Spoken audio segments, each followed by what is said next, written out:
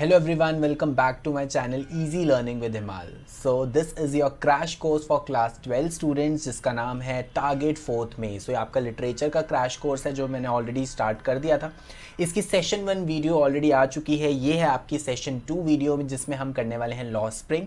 Last session में हमने किया था आपका चैप्टर जो आपका फर्स्ट वाला चैप्टर है. अब हम करेंगे second chapter that is a lord spring. Okay and guys very important, description box check कर लेना क्योंकि जो राइटिंग सेक्शन है पूरी क्लास 12th का वो मैंने ऑलरेडी कंप्लीट कर दिया है. Format, example, everything, invitation, notice, report writing सब कुछ कंप्लीट हो चुका है. राइटिंग सेक्शन की एक मैंने अलग से प्लेलिस्ट बनाई हुई है जो आपके डिस्क्रिप्शन बॉक्स में आपको मिल जाएगी. सिमिलरली लिटरेचर क्रैश कोर्स की भी मैंने प्लेलिस्ट बना दी है. जो फर्स्ट लेक्चर था वो उस प्लेलिस्ट में ऑलरेडी एडिट है. ये वाला लेक्चर भी मैं ऐड कर दूंगा और इसी तरीके से सारे के सारे जो क्रैश कोर्स के लेक्चर्स हैं वो ऐड होते रहेंगे. So there are total 15 lectures. ठीक है, 15 शॉर्ट वीडियोस में मैं आपको पूरा फ्लेमिंगो और विस्टास खत्म करवाने वाला हूँ. तो रेगुलरली वीडियोस देखते रहना और इन प्लेलिस्ट से आपको काफ़ी हेल्प मिलने वाली है क्योंकि जब आपका इंग्लिश का बोर्ड एग्जाम होगा तो उससे पहले आपके लिए बहुत ईजी होगा. आप क्रैश कोर्स लिटरेचर वाली प्लेलिस्ट खोलना तो आपको सारे लिटरेचर के टॉपिक्स एक साथ मिल जाएंगे. सिमिलरली जब आप राइटिंग सेक्शन की प्लेलिस्ट खोलोगे तो सारी राइटिंग सेक्शन आपको एक साथ मिल जाएगी. So today is the session 2 video on target 4th में crash course that is law spring. और हम एज यूजुअल मैं आपको बता चुका हूँ, हम सबसे पहले करेंगे समरी और उसके बाद करेंगे कुछ इंपॉर्टेंट क्वेश्चंस. और ये जो इंपॉर्टेंट क्वेश्चंस हैं बेसिकली वो क्वेश्चंस हैं जो बोर्ड एग्जाम्स में ऑलरेडी आ चुके हैं या जो जनरली हर साल होते हैं रिपीट. सो इस एक वीडियो में आपका पूरा लॉ स्प्रिंग अच्छे से हो जाएगा. So this is your part 1 of your chapter Law Spring जिसका नाम है Sometimes I Find a Rupee in the Garbage. तो शुरू करते हैं. The author comes across Sahib every morning. तो साहिब is a boy, ठीक है, और ऑथर है जो नरेट कर रही है अपना इंसिडेंट साहिब के साथ. Sahib felt his home in Dhaka long time ago, sorry left his home. तो साहिब बेसिकली बांग्लादेश ढाका से बिलोंग करता था बट उसकी फैमिली एज अ रिफ्यूजी 1971 में जब बांग्लादेश के कुछ लोग इंडिया में आए थे एज अ रिफ्यूजी तो उसकी फैमिली भी रिफ्यूजी फैमिली थी जो 1971 में इंडिया में आई थी.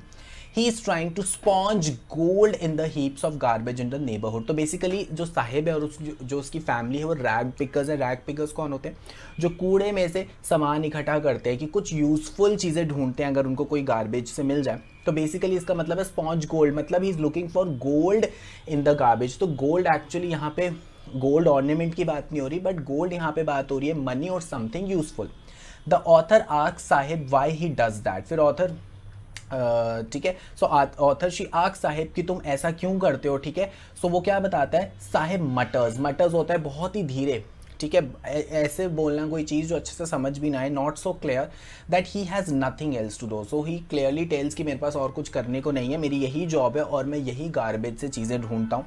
There is no school in his neighbourhood, he is poor and bare footed. तो काफ़ी पुअर फैमिली से बिलोंग कर रहा है, कोई स्कूल नहीं है उसके आसपास, plus he is bare footed means he do not have shoes and slippers to where.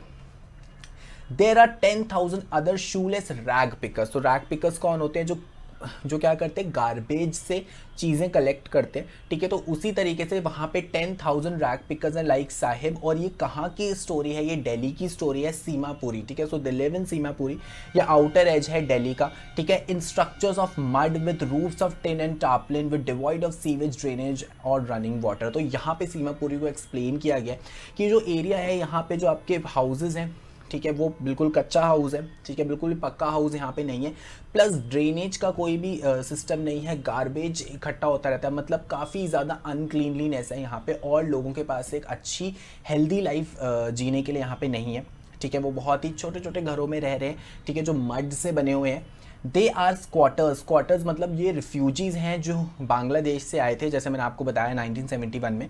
They have lived here for more than 30 years without identity cards और permit. They have right to vote. ठीक है, उनके पास right to vote तो है. ठीक है, पर जब वो आए थे यहाँ पर उनके पास कोई भी आइडेंटिटी कार्ड नहीं था, कोई भी परमिट नहीं था. With ration cards they get grains. तो उनके पास राशन कार्ड तो है बट उस राशन कार्ड का उनको और कोई काम नहीं है, बस एक ही फ़ायदा उनको मिलता है कि उनको खाने को मिल जाता है क्योंकि राशन कार्ड की हेल्प से they can buy the food. Food is more important for survival than identity. तो ration card basically identity proof होता है बट इन लोगों के लिए आइडेंटिटी प्रूफ का कोई मतलब ही नहीं है. इनके लिए मोस्टली जो चीज़ इंपॉर्टेंट है that is food. Wherever they find food, they pitch their tents that become transit homes. So pitch मतलब टेंट लगा देना, transit means temporary home. So जहाँ पे भी उनको खाना मिलता है वहीं पे अपने टेंट्स लगा के लोग रहने शुरू हो जाते हैं. Children grow up in them and becomes partners in survival, मतलब एजुकेशन कुछ नहीं है. When children grow up, they also start working with their parents as rag pickers. In Seemapuri survival means rag picking. तो उन लोगों को बस एक ही चीज़ पता है, अगर हमें सर्वाइव करना, हमें रैक पिकिंग करनी है, हमें गार्बेज से कुछ यूजफुल चीज़ें ढूंढनी है. तो बेसिकली रैक पिकर्स क्या करते हैं, प्लास्टिक मिल गया या कुछ आयरन मिल गया, कुछ स्टील की कोई चीज़ मिल गई उनको गार्बेज से, फिर उसको वो आगे सेल करते हैं. ठीक है. Through the years rag picking has acquired the proportions of fine art, मतलब ये भी एक तरह से एक आर्ट हो गई है. ये लोग इसी चीज़ में एक्सपर्ट हो गए बिकॉज दीज पीपल, इनको पता ही नहीं है कि इसके अलावा क्या करना है. They have no education and nothing. Garbage to them is gold. Very important line. उनके लिए गार्बेज एक तरह से गोल्ड है. जितना हमारे लिए गोल्ड वैल्यूबल है, उसी तरीके से उन लोगों के लिए गार्बेज वैल्यूबल है, क्योंकि वहीं से उनको अपना सर्वाइवल मिलता है. It is a daily bread. तो गार्बेज से ही चीज़ें ढूंढ ढूंढ के वो अब रोज़ का खाना अपना पूरा कर पाते हैं. And a roof over their heads. तो गार्बेज उनके लिए गोल्ड है. Sometimes Sahib finds a rupee or even a 10 rupee note in the garbage heap. तो साहिब बताता है नरेटर को, कभी कभी मुझे 1 रुपी मिल जाता है या कभी कभी 10 रुपी का नोट भी मिल जाता है गार्बेज से. Then there is hoping of finding more. और फिर क्या होता है, एक होप रहती है और ढूंढने की, काश और हमें पैसे मिल जाएं. Garbage as a meaning different from it means to their parents. मतलब पेरेंट्स के लिए तो वो सर्वाइवल है, तो बच्चों के लिए गार्बेज का मीनिंग जो है वो डिफरेंट है as compare to their parents. For children it is wrapped in wonder. Wrapped in wonder मतलब बच्चों के लिए क्या होता है गार्बेज का, रैक पिकर्स का मतलब कि बेसिकली उनके लिए एक वंडर रहता है. वो हमेशा ढूंढते रहते हैं कि उनको काफ़ी इंटरेस्ट रहता है कि हमें कोई वैल्यूएबल चीज़ मिल जाए. ठीक है. बट जो एल्डर्स हैं, जो पेरेंट्स हैं, उनके लिए ये मीन्स ऑफ सर्वाइवल है. उनको पता है, उनके पेरेंट्स को, कि हमें गार्बेज से एक सर्वाइवल पॉइंट मिलेगा, यहीं से हमें अपनी ब्रेड और रूफ मिलेगी.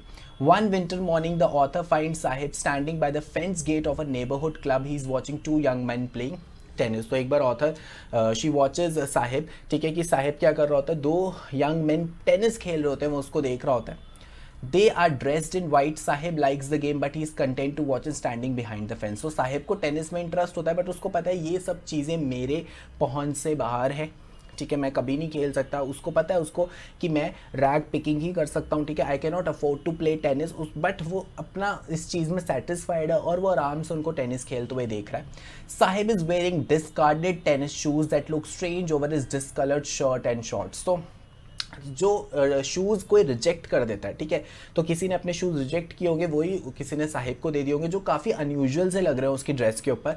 For one who has walked barefoot even shoes with a hole is a dream come true. तो उस शूज़ में एक होल है, बट उनके लिए वो शूज़ विद अ होल भी एक तरह से ड्रीम कम ट्रू है, because for whole his life वो बेयर फुटेड रहा है. ठीक है, उसके बाद शूज़ और चप्पल कुछ नहीं थी पहनने के लिए, बट अब अगर उसको एक शू मिल गया विद अ होल, उसके लिए वो भी एक ड्रीम कम ट्रू है. But tennis is out of his reach. ठीक है, टेनिस वो नहीं खेल सकता seeing his condition. This morning Sahib is on his way to the milk booth. In his hand is a steel canister. He works in a tea stall. तो अब पता चलता है कुछ दिनों के बाद कि जो साहिब है वो मिल्क का कैनिस्टर, एक मिल्क का कैन उठा के जा रहा है. ठीक है, और अब वो एक टी स्टॉल में काम करने लग गया है.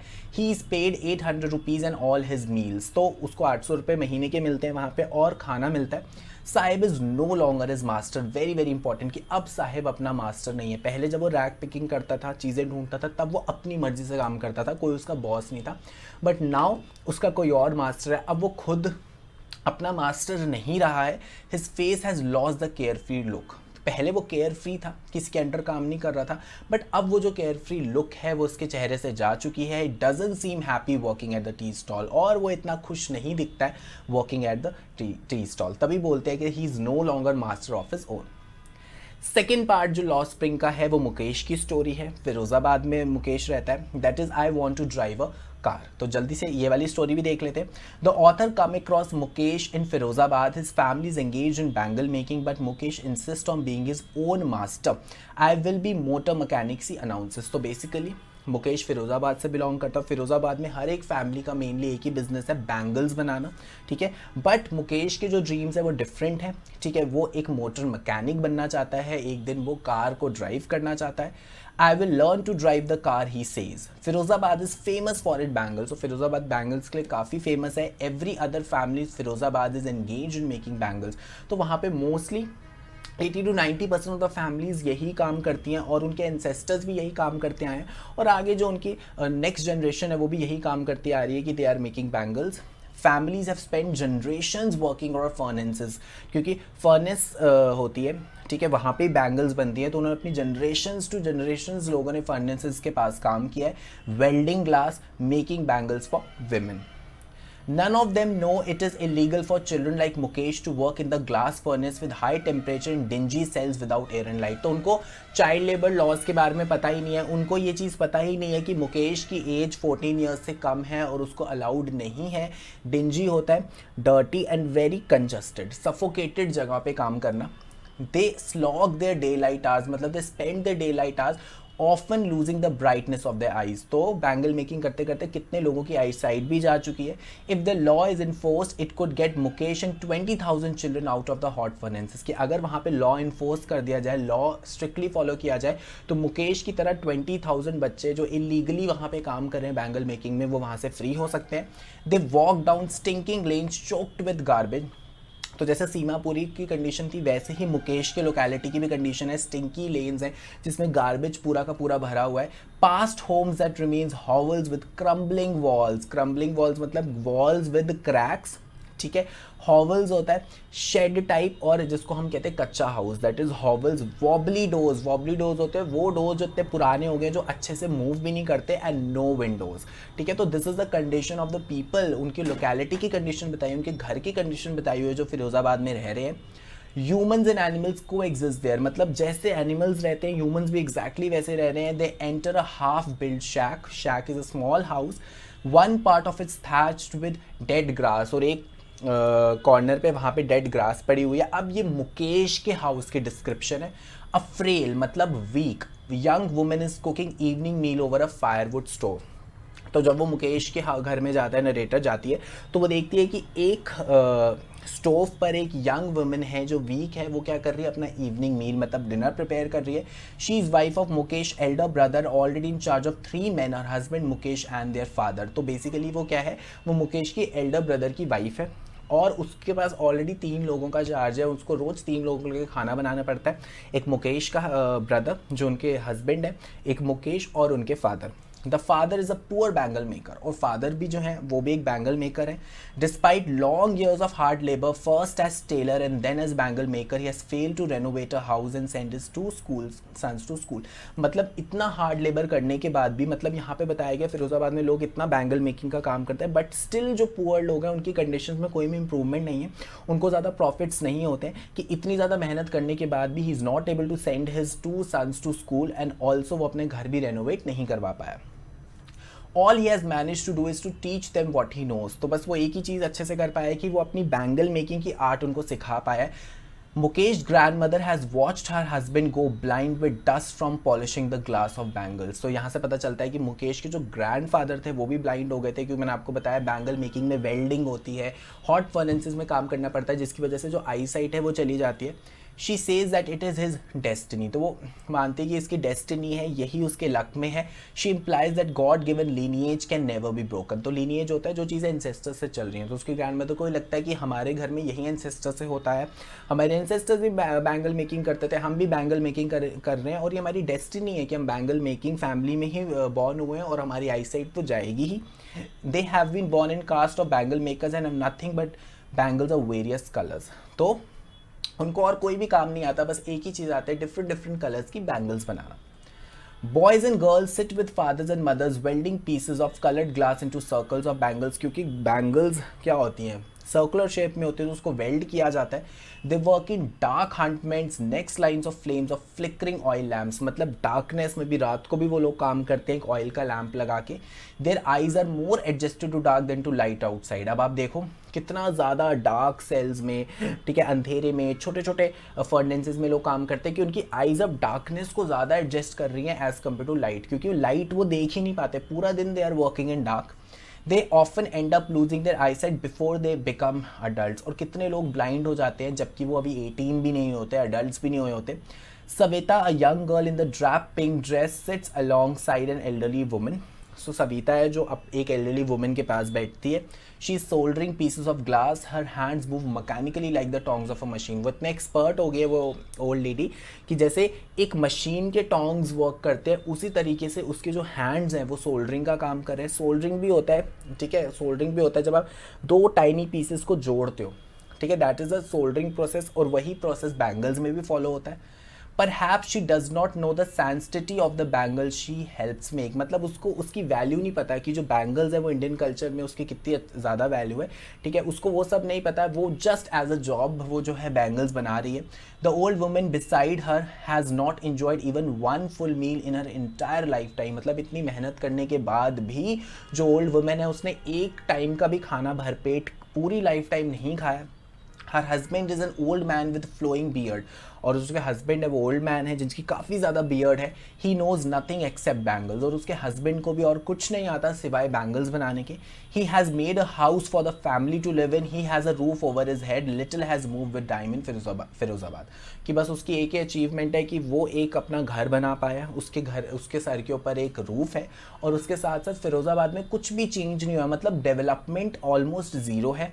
Families do not have enough to eat, they do not have money to do anything except carry on the business of making bangles, उनके पास और कोई चारा नहीं है सिवाय यही बिजनेस कैरी फॉरवर्ड करने का। The young man echo the lament of the elders, lament is sadness, ठीक है, क्यों सैडनेस, क्योंकि उनके एल्डर्स भी वही काम करते थे, और जिसकी वजह से आजकल जो यंग जनरेशन है उनको भी वही सेम काम करना पड़ रहा है। They have fallen into vicious circle of middle man who trap their fathers and forefathers. तो बेसिकली फिरोजाबाद में क्या है, ये जो मेहनत करके बैंगल्स बनाते हैं इनका प्रॉफिट बहुत कम है, और जो मिडल मैन है जो ये बैंगल्स लेकर आगे बेचते हैं शॉपकीपर्स को जाके, वो काफ़ी ज़्यादा प्रॉफिट कमा रहे हैं। तो यहाँ पे क्या हो रहा है, जो मिडल मैन है ये रिच और रिच होते जा रहे हैं, और ये जो पुअर पीपल है जो एक्चुअल हार्ड वर्क कर रहे हैं उनको कुछ भी प्रॉफिट नहीं हो रहा है। Years of mind-numbing toil have killed all initiative and ability to dream. तो mind-numbing toil is like gloomy days, depressed days, something very sad. इस चीज़ों की वजह से क्या हुआ है कि उनकी जो एबिलिटी ड्रीम करने की या कुछ होता है ना इनिशिएट करने की, कोई नई चीज़ सोचने की, वो सारी की सारी उनकी बंद हो चुकी है। They are unwilling to get organised into cooperative, they fear that they will hold by the police, beaten up, drag to jail for doing something illegal.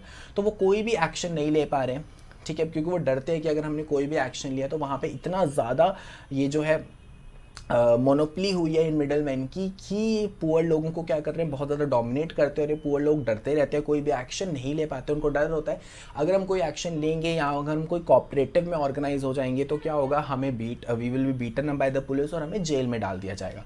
There is no ladder among them, no one helps to see things differently. तो यहाँ पे condition बताइए कि कैसे middle man prosperous पे prosperous हो रहे हैं, और ये जो पुअर पीपल इनकी कंडीशन वर्सन होती जा रही है। All of them appear tired. They talk of poverty, apathy, greed and injustice. तो two distinct worlds are visible on, मतलब दो distinct worlds दिखते हैं फिरोजाबाद में। Families caught in poverty and burdened with stigma of caste in which they are born। तो एक तो वो families आ गई जैसे मुकेश की फैमिली है, ठीक है, पावर्टी में रह रही हैं, काफ़ी बर्डन है उनके ऊपर, फाइनेंशियल क्राइसिस है, और जो वही काम कर रही हैं जो उनके फोरफादर्स करते थे, जो उनके एंसेस्टर्स करते थे। The other vicious circle of money lenders, बाकी मनी लेंडर्स हो गए, मिडिल मैन हो गए, पुलिस मैन हो गए, लॉ कीपर्स हो गए, पॉलिटिशियन हो गए, ये सारे लोग जो है ये प्रॉस्पेरस, सारा जो मेन प्रॉफिट है इन पुअर लोगों का वो ये लोग एंजॉय करते हैं। Together they have imposed the baggage on the child that he cannot put it down.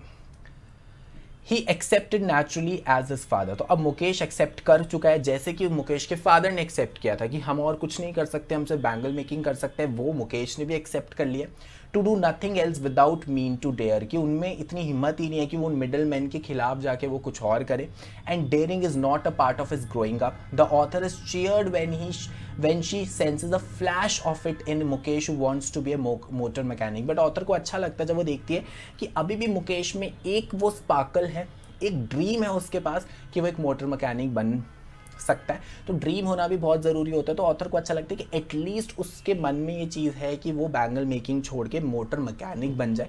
तो वो होप कर रही है कि मुकेश के पास आगे जाके जब मुकेश बड़ा होता है, अगर मुकेश के पास कोई ऐसी अपॉर्चुनिटी आती है तो क्या पता वो बड़े होकर एक मोटर मैकेनिक बन जाए। So this is all about your 2 parts lost spring. तो तभी लॉस्ट स्प्रिंग बोला गया है, बेसिकली लॉस्ट ऑफ चाइल्डहुड। तो आप देख सकते हो कि साहिब की क्या कंडीशन और मुकेश की क्या कंडीशन है कि these two boys they are so small and still they are stucked in poverty so much. तो तभी चैप्टर का नाम लॉस्ट स्प्रिंग है। अब हम कुछ इंपॉर्टेंट क्वेश्चंस कर लेते हैं। देखो हमने समरी कर ली, अब कुछ इंपॉर्टेंट क्वेश्चंस करते हैं जो मोस्टली बोर्ड एग्जाम्स में आते हैं। What does the writer mean when he says Sahib is no longer his own master. तो मैंने आपको बताया था ये लाइन इंपॉर्टेंट है कि इससे राइटर क्या कहना चाहती है जब वो बोल रही है Sahib is no longer of his own master. Short answer type है, 30 to 40 वर्ड्स में आंसर लिखना है। तो इसको आंसर देखो, since Sahib now works in a tea stall he is now bound to his master and feels burden, कि अब वो एक टी स्टॉल में काम कर रहा है और अब वो मास्टर के अंडर काम कर रहा है, उसको काफ़ी बर्डन फील हो रहा है। The steel canister he carries is very heavy as compare to his light plastic bag. पहले तो एक छोटा सा प्लास्टिक बैग उठाता था, बट अब वो पूरा स्टील का कैनिस्टर उठा रहा है जिसमें काफ़ी मिल्क है। The bag was his own and canister belongs to his master. But यहाँ पे बर्डन सिर्फ मास की वजह से नहीं है, यहाँ पे बर्डन इस चीज़ का भी है कि वो जो बैग था वो उसका खुद का अपना था, बट ये जो मिल्क कैनिस्टर है ये उसके मास्टर को बिलोंग करता है, whose orders he now has to follow, so he is no longer of his own master। तो इस तरीके से आपने आंसर लिखना है, काफ़ी इंपॉर्टेंट क्वेश्चन है। अनदर इंपॉर्टेंट क्वेश्चन जो बहुत बार पूछा जाता है, what does the title law spring convey, कि लॉ स्प्रिंग जो टाइटल है वो क्या कन्वे करता है। So the title law spring conveys how millions of children in India lose out on living the spring of their life, that is their childhood. तो यहाँ पे जो स्प्रिंग वर्ड है वो चाइल्डहुड को बिलोंग करता है, कि बेसिकली कितने मिलियंस ऑफ चिल्ड्रन है इंडिया में जो उनका स्प्रिंग है, जो अपनी लाइफ का उनका बेस्ट टाइम है चाइल्डहुड, उनका लॉस्ट हो चुका है। The best phase of life is lost in the hardship involves to earn their livelihood, कि अपना लाइवलीहुड अर्न करने के लिए जो उनका बेस्ट फेज ऑफ लाइफ है, जो स्प्रिंग है उनकी लाइफ का childhood, that is lost. Poverty forces these young children to work in the most inhuman condition as a result of which they miss out the fun of childhood which hampers their growth। कि poverty की वजह से क्या होता है, बच्चे छोटी सी as में ही अपना लाइवलीहुड अर्न करने में लग जाते हैं और ये जो फन है, चाइल्डहुड फन है, वो उनका पूरा का पूरा जो है वो लॉस्ट हो जाता है और इसकी वजह से उनकी ग्रोथ भी इफेक्ट करती है।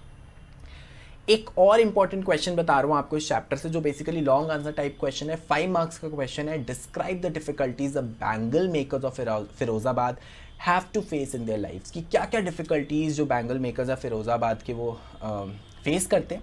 तो ये वाला भी देख लेते हैं। देखो 5 मार्क्स का क्वेश्चन है, इसलिए मैंने बड़ा लिखा है ये क्वेश्चन, क्योंकि 100 वर्ड्स के अराउंड आपको लिखना पड़ेगा। दो the story of bangle makers of Firozabad, the author expresses her concern over the exploitation in the hazards job of bangle making. Extreme poverty, hard work and dismal working condition result in the loss of childhood of children who are in the profession। तो आपको बताना पड़ेगा कि बच्चों का childhood loss हो जाता है। The working condition of bangle makers are pathetic and miserable, कि जिस कंडीशन में वो काम करते हैं वो काफ़ी ज़्यादा मिजरेबल है। They work in high temperature, badly lit and poorly ventilated glass furnaces due to which child workers exceptionally are at a risk of losing their eyesight। तो ये ज़रूर लिखना कि eyesight lost हो जाती है उनकी at an early age and get prone to other health hazards, और बाकी काफ़ी मतलब हेल्थ इफेक्ट्स होते हैं उनको। The stinking lanes of Firozabad are choked with garbage. अब एक्सप्लेन करो उनका जो लोकेलिटी है कि जो स्टिंकिंग लेन्स है वो गार्बेज से भरी हुई है। There is no development of progress in their life with the passage of time. They have no choice but to work in this inhuman conditions, उनके पास और कोई चॉइस नहीं, उनको ऐसी कंडीशंस में ही काम करना है। Mind numbing toil kills their dreams and hopes. तो इस तरीके से आपको लिखना है 5 मार्क्स का क्वेश्चन। सो ये 2-3 क्वेश्चन मैंने आपको बताएं, काफ़ी इंपॉर्टेंट है, काफ़ी रिपीट होते हैं, इसको ज़रूर प्रिपेयर करना। एंड गाइज डिस्क्रिप्शन बॉक्स में चेक कर लेना, राइटिंग सेक्शन पूरी की पूरी क्लास 12 आपकी कंप्लीट हो चुकी है। एक ही प्लेलिस्ट बना के मैंने सारी राइटिंग सेक्शन उसमें डाल दिए। लिटरेचर क्रैश कोर्स की भी प्लेलिस्ट बना दी है, दोनों चैप्टर्स, लास्ट लेसन और ये वाला जो है हमारा लॉ स्प्रिंग, दोनों के दोनों चैप्टर्स इसमें इंक्लूड हो चुके हैं। और जैसे जैसे वीडियोस आती रहेंगी क्रैश कोर्स की, मैं इसी प्लेलिस्ट में डालता रहूँगा। So thank you guys. अगर आपको वीडियो पसंद आ गई तो जल्दी से लाइक कर दो, कोई भी डाउट है कमेंट कर दो, दोस्तों के साथ सारे अपने व्हाट्सएप ग्रुप में इसको शेयर कर दो, जो भी आपके क्लासमेट्स का ग्रुप है। और उसके साथ साथ चैनल को सब्सक्राइब कर दो, बेल आइकन ज़रूर प्रेस कर देना, जिससे कि आपको सेशन 3 की नोटिफिकेशन भी आ जाए। और मुझे सोशल मीडिया पे भी फॉलो करो, ठीक है, इंस्टाग्राम पे फॉलो करो, टेलीग्राम पे मेरा ग्रुप ज्वाइन करो, और कोई भी डाउट है तो मेरी ईमेल आईडी पे भी पूछ सकते हो। और सबकी जो सोशल मीडिया के लिंक्स है वो नीचे डिस्क्रिप्शन बॉक्स में। So thank you guys, have a nice day. जल्दी से मिलते हैं सेशन 3 वीडियो के साथ।